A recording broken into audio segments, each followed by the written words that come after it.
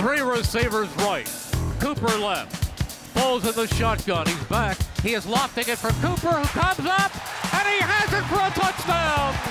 Cooper, 8 yards deep, goes alley-oop, and has it for the touchdown as Cooper out-jumps Janoris Jenkins. Joining us here, as he does every week on Eagles Game Plan, Eagles head coach Chip Kelly. Congratulations, Coach. Thank you. Fourth victory of the season. Let's look at this play right before the half. You know, a little momentum gainer before you going into the half. Big play here from this guy in the end zone, Riley Cooper, touchdown right before the half. We're in a trips formation, and we have a route combination over here that we would throw if it's zone. But we always have an alert on the backside. So anytime there's one-on-one coverage, Nick has the ability to go away from the zone side and then come back here to the single coverage.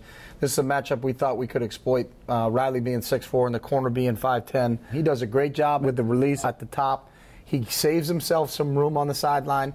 And then Nick does a great job on the catch-set throw and puts the ball up high exactly where we wanted it thrown. Riley does a great job of going up and over and using his athletic ability. Nick knows exactly what he's got. The coverage is all pushed to the right.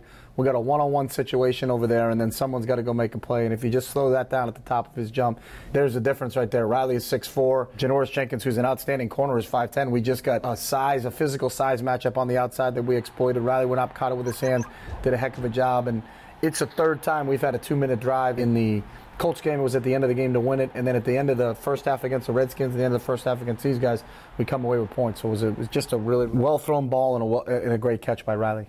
Yeah, great job here, Coach, by your defense. They're able to put 7 points on the board for you for the second week in a row. We look at this front here, and I'm thinking this has the Rams thinking you guys are coming with 6, 7 guys here, so there's a little bit of a protection issue here possibly. There is. We're showing blitz, but then we actually come off into protection, so the quarterback will hold the ball for a second. But really, it just starts with we're getting outstanding effort right here from Trent Cole. And Trent is just such a great technician. He gets the tackle to start up the field, and then he beats him with an up and under. The great part about the rush, besides the suddenness and coming back underneath them, is just attacking the throwing arm like we always talk about. We'll continue to harp upon, but now as we attack the throwing arm, we've created a fumble. So not only are we sacking the quarterback, and we had 4 on Sunday against the Rams, but we caused 3 fumbles, and 2 of them are really in a great situation where we can attack them. Now, what we talk about all the time is can we turn good into great? Now, this is a good play right here. So anytime you sack the quarterback and cause a fumble, it's a good play.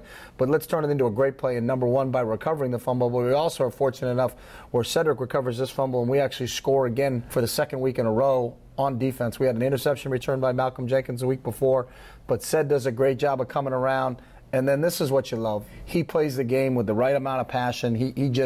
It's like we talked about it again today. It's like you're back in high school. He just loves playing football. That's the one thing you love about Trent Cole, the energy and the juice that he brings every day. He's a great technician in terms of how to set tackles up with his pass rush.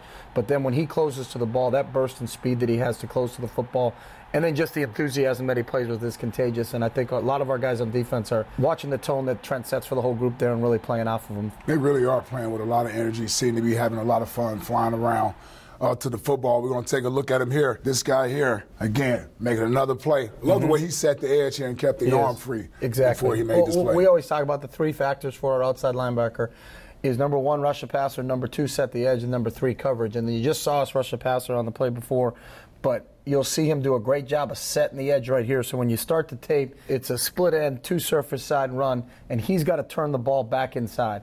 And then the other guys who do an outstanding job on this play, if you bring it back just a little bit, is Brandon Bear is B-gap responsible. Brandon Bear does a great job of 2-gapping the guard, locating the football, and then pressing his outside shoulder. So if you look at Brandon right now, he's pressed the outside shoulder to leverage the B-gap. We have the C-gap leverage here, and then Casey Matthews does an outstanding job of not waiting for the fullback to come to him, but he attacks the fullback. And again, we talk about building that wall so that the back has nowhere to insert in that wall.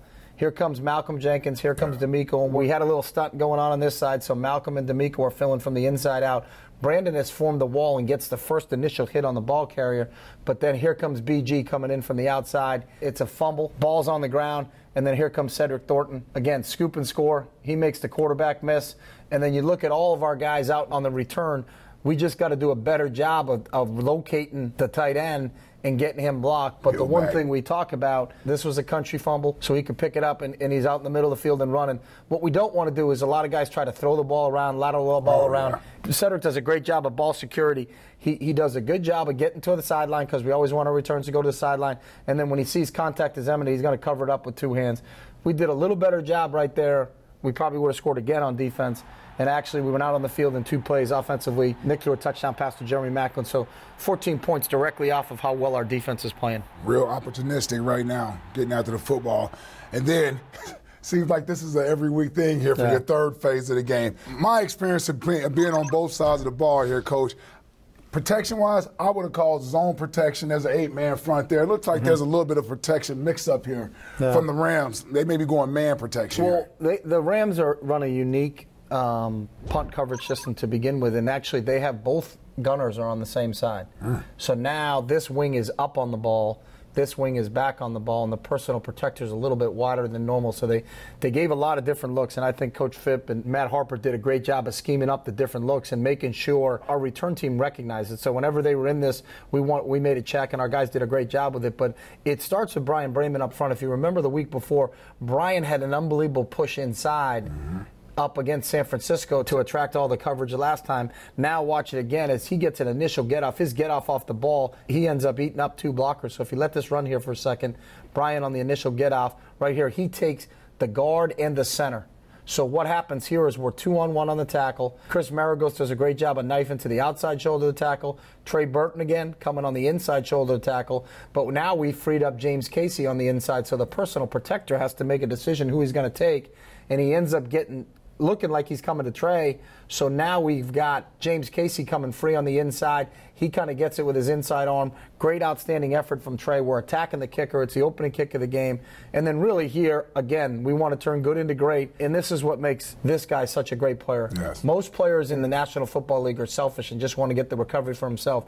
Malcolm understands that he's on this side of the ball. All he's going to do is fall on it, and we're going to get the ball on the 8-yard line. He defers to Chris and lets Chris pick it up because Chris has a better opportunity to scoop and score. So you watch Malcolm. Some guys would just jump on it. He realizes Chris is there, lets Chris take it.